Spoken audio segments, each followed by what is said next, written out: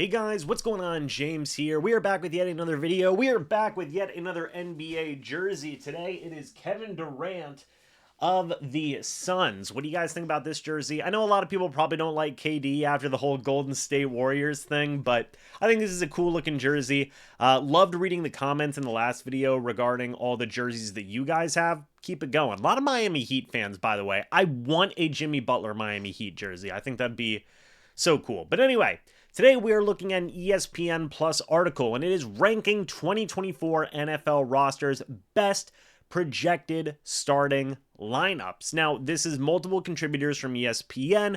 This was written today, June 25th, and you had Mike Clay, Aaron Schatz, and Seth Walder all contribute to this article. We've read articles from Clay and from Walder before. I don't know if we've read any from Aaron Schatz. Maybe we have in the past, but anyway, these are three guys that contributed to this article. Where are the Bucs on this list? Well, we will find out. And I feel like it'll be important to go through the entirety of the NFC South here on this list. So let's go ahead and get started. The San Francisco 49ers are number one, just to kind of give an idea of who the number one team is.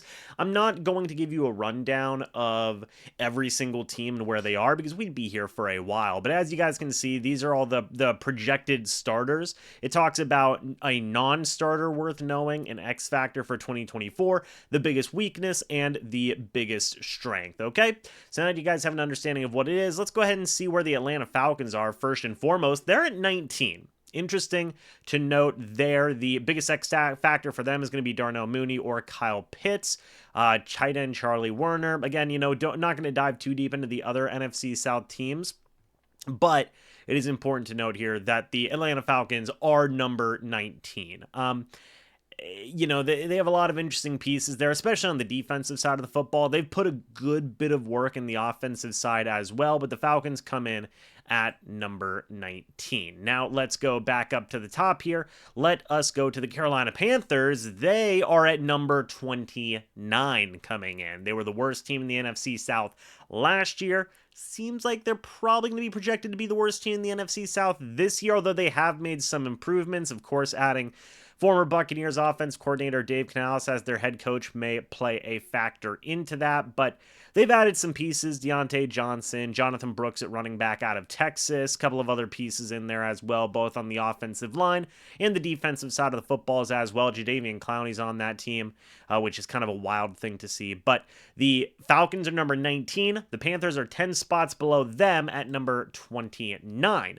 Next, let's go to the New Orleans Saints, who check in at number 20. One spot below the Falcons are the Saints at number 20. You take a look here, Derek Carr coming in, Alvin Kamara, Jamal Williams. They do have some interesting pieces in terms of their offensive work, but defensively, they've lost a lot of talent, in my opinion.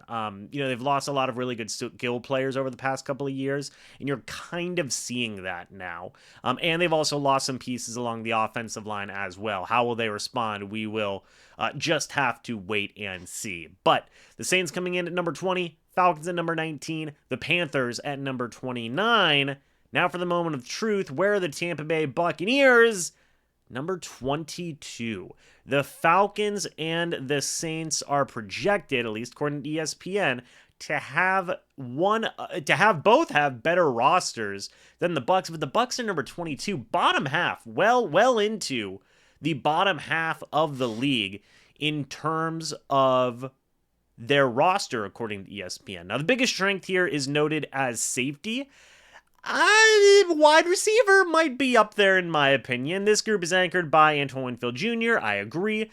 He's very good. Jordan Whitehead's back in there for his second tour after playing 1,000 snaps with the Jets. The Bucs added Tyke Smith in the third round of April's draft. Well, again, Tyke Smith is going to be playing nickel cornerback, maybe some safety in there, but I wouldn't label Tyke Smith as just a pure safety. I would say the biggest strength is still probably wide receiver, in my opinion. I would say wide receiver, but it is what it is. Biggest weakness, edge rusher.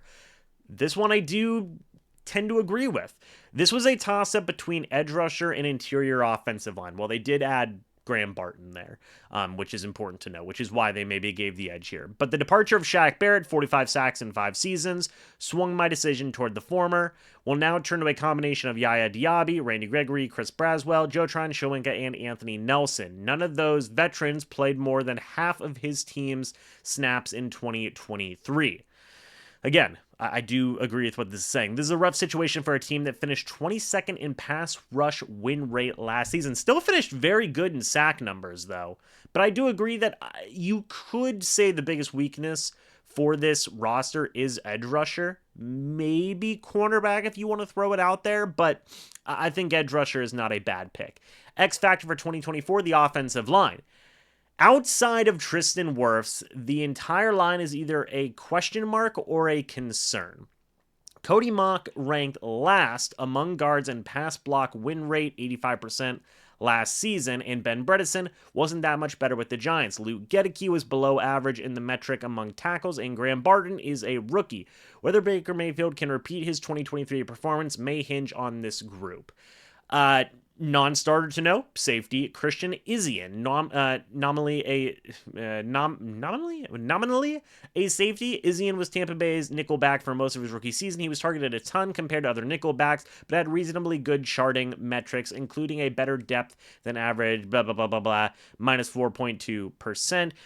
What will his role be this season? Is he a depth cornerback, a depth safety, a mix of the two? Probably some sort of mix of the two. But just take a look at the projected starters here. You've got Baker Mayfield, Rachaad White, Bucky Irving, Mike Evans, Chris Godwin, Trey Palmer, Cade Otton, Tristan Wirfs, Ben Bredeson, Graham Barton, Cody Mauch, and Luke Gedeke. That's your offense. Now, I tend to disagree with saying every single player on this offensive line besides Tristan Wirfs is a question mark or a concern. It just depends on how you feel about it. I really like Graham Barton. I am fine with Cody Mauch and Luke Gedeke. I think that they will show improvement. So to say that it's either a question mark or a concern, I think that's taking it a bit too far in my opinion. Defensively, yes, you do have some bleh there in terms of what's going to happen after Yaya Diaby. And we talked, absolutely. To say that Randy Gregory is going to be the other starting edge, by the way, with Yaya Diaby is just plain wrong in my opinion. That's just wrong from ESPN. I don't know what the heck they're talking about. But in my opinion, the defense has some good talent. Kalijah Kancey, Vita Vea, Levante David is there, Jamel Dean is there, Winfield Jr. is there, Jordan Whitehead also saying that Tavier Thomas is going to be the projected starting nickel corner. I don't know, man. Like, you had Christian Izien. You said that Christian Izien was the starting nickel last year, and you're not going to put Tyke Smith there. I don't know, man. I don't know. But to say that this roster is 22nd, I don't know. I mean, the Colts are above them. Could you say the Colts have a better roster? It's possible. I think the Saints is a big one where it's like you probably, not even probably, the Bucs should be above the Saints in my opinion in terms of overall roster talent. The Bucs should be above the Saints. The Falcons, I mean, I don't know. I think you could put them above the Falcons and it would make a lot of sense. I do. After that, like the Steelers are coming in at number 18. They have a lot of talent on the defensive side of football. A lot of question marks on the offensive side of the football. So what's going on with that? Like, personally, the Bears are above them. What are you? Come on now. I know everybody loves the Bears, and they've got an insane wide receiver core going into this upcoming season. But like, I don't know. I think you could put the Bucs at like 16 to 18 at least, not 22nd, man. Seattle's up there at 16. I think 16 to 18 is a good range for the Bucs. Okay, I would have been fine with that, but 22nd, I think the Bucs might have the Steelers edged out. I mean, yes, they do have some good pieces on defense, but that offense is some big question marks there. Take a look at the Falcons. That one's a bit debatable. I think they should be above the Saints. I just believe that. And maybe you can make an argument that they should be above, and I think you can make an argument they should be above the Colts as well. So like 22nd, man, I think they should be right around the middle, in my opinion. Yes, they lost some pieces in like Devin White and some other guys out there as well, but like, it's a fine roster. I'd say it's right around league average, man. Is it as talented as it was a couple of years ago? No.